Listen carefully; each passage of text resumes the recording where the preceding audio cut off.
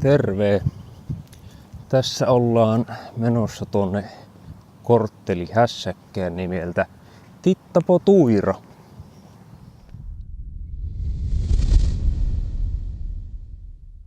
Niin, tosiaan. Nyt on ensimmäinen kerta, kun mä menen tämmöiseen KO-tapahtumaan.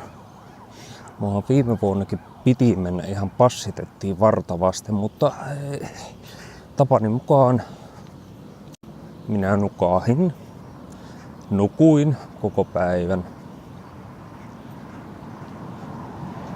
Mutta ei siinä, mennään kattelemaan.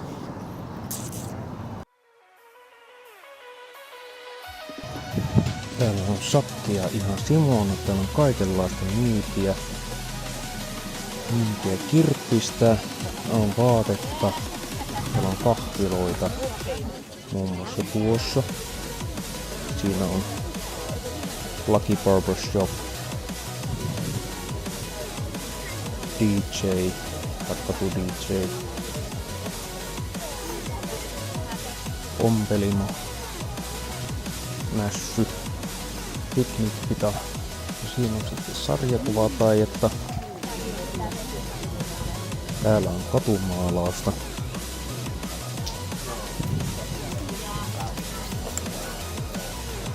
Täällä pitäisi olla joku katumaalauskisatkin kuulemma.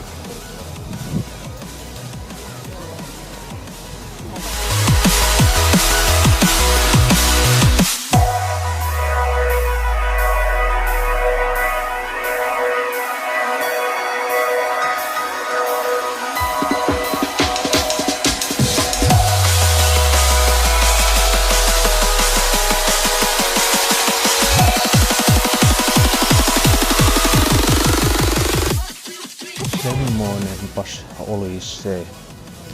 Ei sen kummempi. Ja näitä tosiaan on sitten ympäri kaupunkia tätä korkeakulttuurista tapahtumaa. Niinhän tuolla netissä ainakin sanottiin.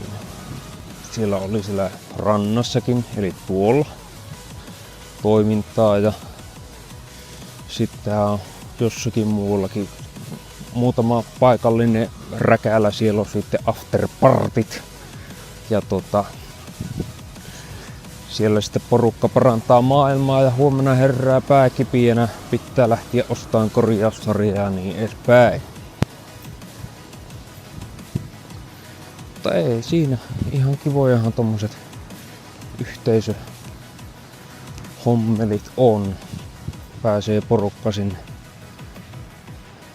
Mutta eipä siellä, kun siellä tahtoo olla sitä käytetyn tavaraa ja krääsän myyjää ja kirjasta myy vanhoja kirjoja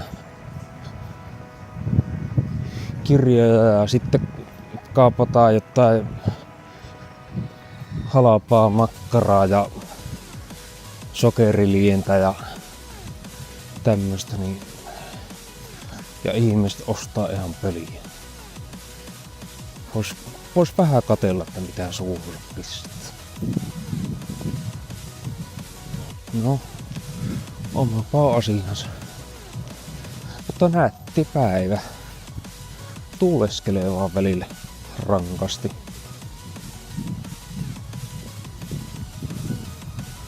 Mutta eipä siinä mitään. Kattellaanpa myöhemmin. Se on moro.